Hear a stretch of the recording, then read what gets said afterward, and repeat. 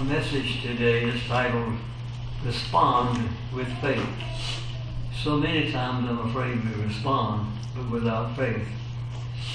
There's a song, I think, it's a long title about having faith, something key to heaven, but faith is what we need. That's the idea anyway.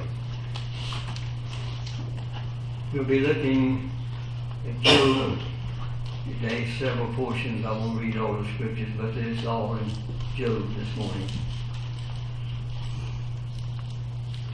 He lost his wife in cancer, and only 12 weeks later, both of his daughters were killed in an automobile accident. How would he respond? How would he survive? The people around him cared because he was their friend, but most of all, he was their pastor. This was the story of my friend Doug Baker, says Dr. Don Vaughn, and he says, because he was a wonderful, gifted, and dedicated minister of the gospel, but his life caved in. Have you ever thought about that? People's lives caving in? They're good, solid Christians, thinking, well, this is going to take care of me. Well, God will take care of your needs, but many times the devil will make it cave in, and he has his reason for allowing that. And this is what he says about that. Would he give up in despair, or would he find a way to trust God in the face of all of this devastated loss? Well, evidently he did, because he continued on, but it was a rough road. And his story is much like the story of Job in the Bible. Job was a wonderful man, a righteous man, because God said so. God said it. That's what it is. That's the fact. And the people that lived in his village all knew that and realized that, knowing him and knowing the kind of person he was. But the devil didn't like that too much. He was walking one day in heaven, and he and God met, and he says, have you knowledge of my friend Job? Do you know what kind of wonderful, precious life he lives, how solid he is as a Christian? Well, of course he did, but he didn't like that too much.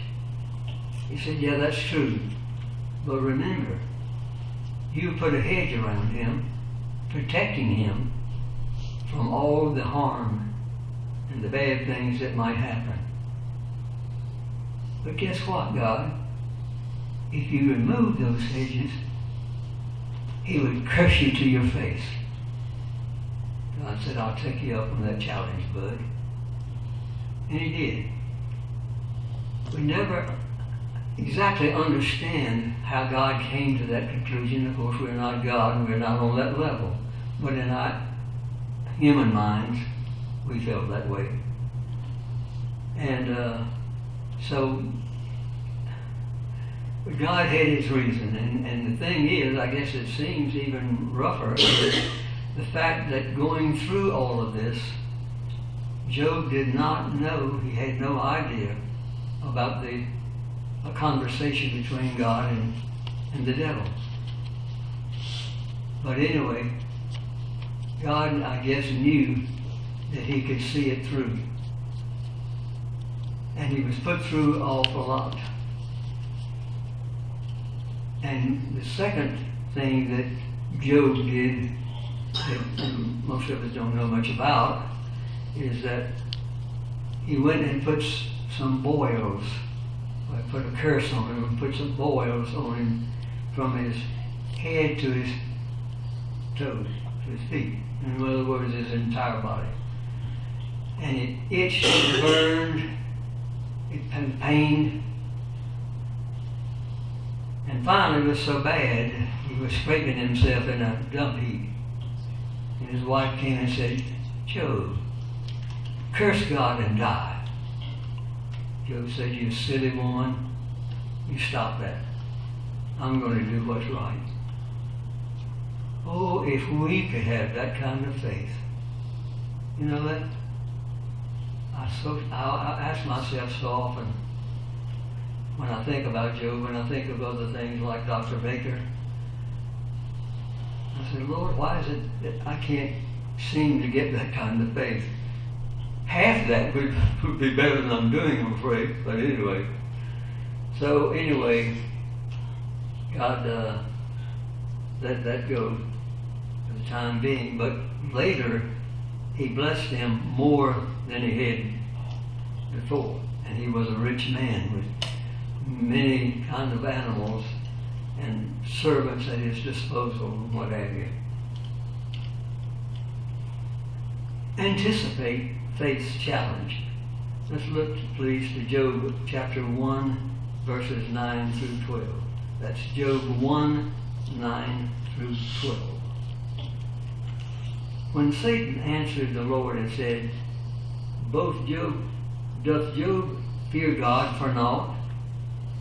Has not thou made a hedge around him, which I was telling you before I read, and about his house, and about all that he hath on every side? Thou hast blessed the work of his hands, and his substance is increased in the land. But put forth thine hand now, and touch all that he hath, and he will curse thee to thy face. And the Lord said unto Satan, all right, behold, all that he hath is in thy power. Only upon himself put not forth thine hand. So Satan went forth from the presence of the Lord. Well, when God told him how perfect Job was, the devil didn't like that at all. And it's sort of hard for us, as I said, in our human minds, to understand how he would allow him to go through that. But he had a purpose for it, and he did go through it. And maybe sometimes if we had it a little rougher, we might learn to have more trust and more faith. Trust God always, always. Job 1, 20 through 22. And chapter 2, verses 7 through 10. Then Job arose and rent his mantle, and he shaved his head, and fell down on the ground, and worshipped. And he said, naked came I out of my mother's womb, and naked shall I return thither. The Lord gave, and the Lord hath taken away. Blessed be the name of the Lord. In all of this, Job sinned not, nor charged God foolishly. And going on to chapter 2 and verse 7, so went Satan forth from the presence of the Lord, and smote Job with sore boils from the sole of his foot unto his crown. And he took him a potsherd to scrape himself withal, and he sat down among the ashes. Then said his wife unto him, dost thou still retain thine integrity? Curse God, and die. But he said unto her, thou speakest as one of the foolish women speaketh. What? Shall we receive good at the hand of God, and shall we not receive evil? In all this did not Job sin with his lips. Well, Job trusted God in three important areas or ways. He expressed his grief. In keeping with the custom of his day, he rent his garment and shaved his head to let others know just how deeply he was hurting, and to vent some of his pain. Job didn't grieve because of that his faith was weak, but because he trusted God enough to show him and others the depth of the pain that he felt. We ought never to feel we have to hide our pain or problems from the Lord. Also, we should select a few individual friends with whom we can be honest about the burdens that we carry. You know, that's the thing about a Christian. When you have a rough situation, you don't want to just tell any and everything to everybody. You know, all of us have learned that, I think. But you want to have someone that you're close to, or someone you feel in your heart and your mind you can trust. I can take this to them, it won't go any further, and all they'll do is try to help me if they can. And I think most of us probably have friends like that, and it really helps with stressful situations. Secondly, Job fell down and worshiped God. The day I learned my father was dying of cancer, Dr. Bond continued, the first person I called on was Linda, the woman that I later would marry. As dark and difficult as it was, that experience taught me just how much I loved and trusted her. Times of tragedy corrupt us, or compel us rather, to turn to those we can trust.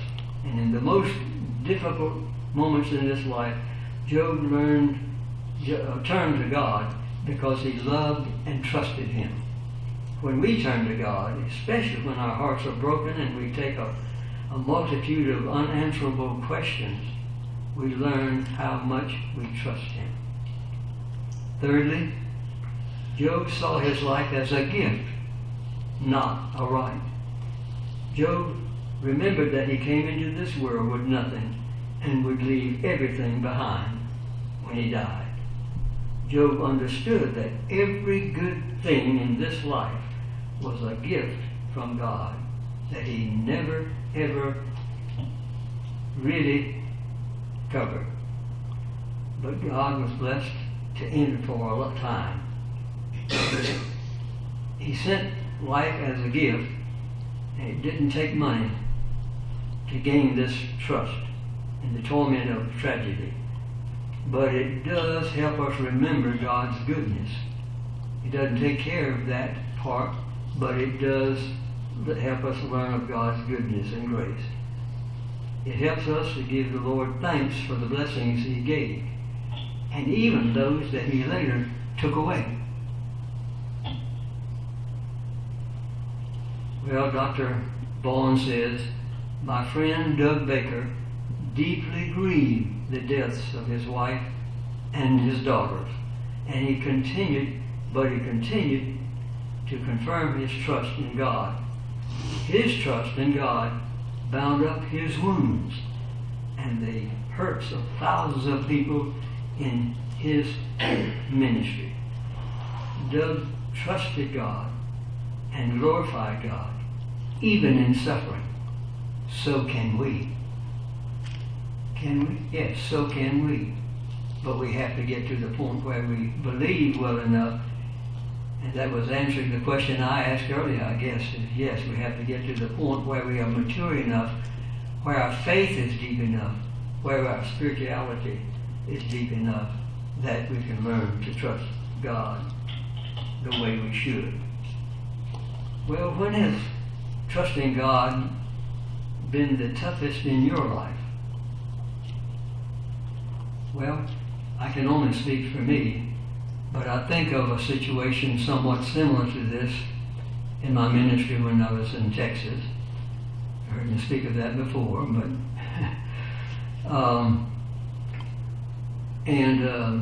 we came to this, we had received a call, and we came to this church there in Fort Worth.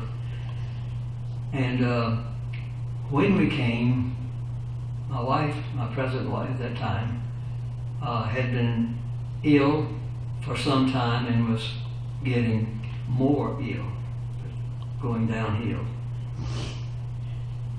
After we were there for a while, we began to notice things.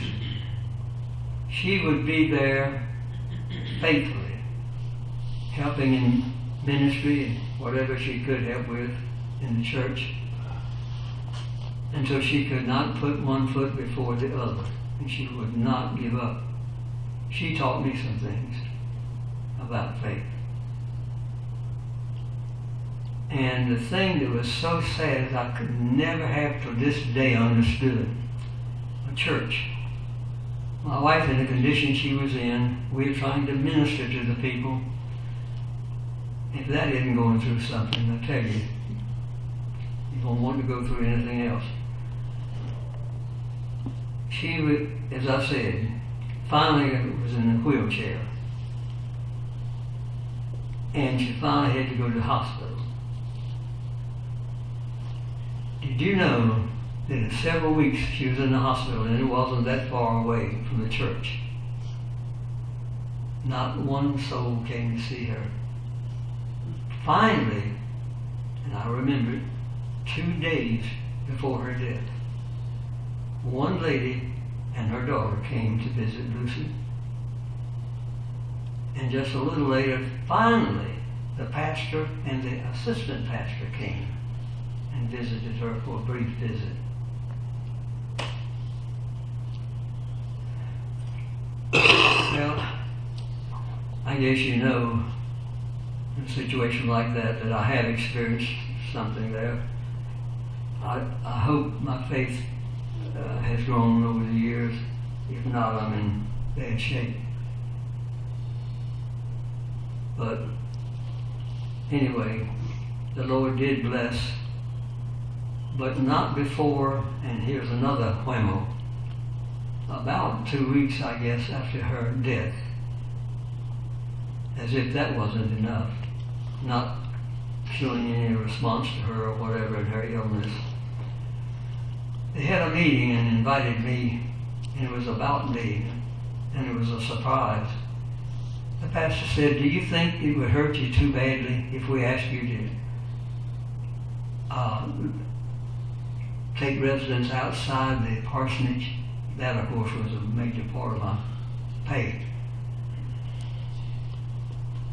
And I thought to myself, well, why in heaven's name would they, first of all, want me out, but secondly, I happen to know that it's paid for. They wouldn't have to charge anyone anything, you know. And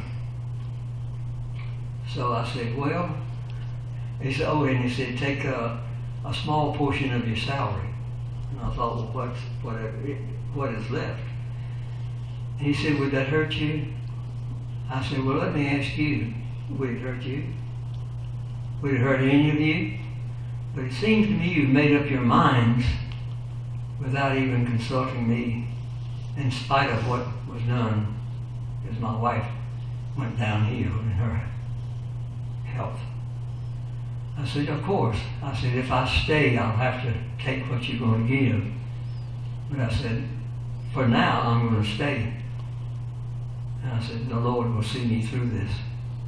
And he did. And later, by gosh, this pastor that was way past retirement age, and it said he was going to retire, kept saying it over the years, and didn't. Finally, a young student at the seminary came several times, and they heard him speak in view of a call, he thought. And I later learned that he approached the pastor the 4th time that he came to preach for the people, and he said, now, look, we're going to have to get something straight here. He said, I appreciate the opportunity to preach. Give me experience, yes. He said, but you know, my life goes on. I have a wife and children. And he said, we're not getting a salary as if we weren't in seminary. So he said, today, you haven't talked to the people and told them that I came in view of a call, so no one said anything. He said, you're going to tell them today that I came in view of a call. You say yea or nay. And he said, a little uncomfortable for that pastor, but finally he agreed to that and said, okay, I'll go ahead and retire if they want you. So they did. They called him, and he was a younger man, but he was a good man and a good fit for that church in this situation. And he told this pastor and the people, he said, I don't know about you, and I've just known him for a short time, the times I preached here. But he and his wife, and now he, love the Lord. They have talent and ability, and they want to use it for the Lord in the music. And he said, I'd like to ask him to come back as our minister of music again. That surprised me. And right about that time, I had to have some serious surgery on top of all the other. Well, after this, the new minister came and talked with me. And I went before the people, and they voted for me to be that. So some things came a little better there, and I asked the Lord, what He'd like me to do, stay on there or return to my home area, which is Roanoke Rapids. And it took almost 2 years to finalize that for Him to show me. But He did, and as you know now, the rest of the story is that I met Elizabeth, and she and I married. And now we have ministered together, not as a call, specifically as a minister, but opportunities through this church and through you people. And we've learned to love you very much, and hope you feel the same. But anyway, I didn't mean to get quite that long-winded, but I felt like this was all part of what we were talking about here in this lesson. And that I've learned some things, maybe I need to learn more. Maybe you have learned some things, maybe you need to learn more. But that's the story. Remember, so can we. So can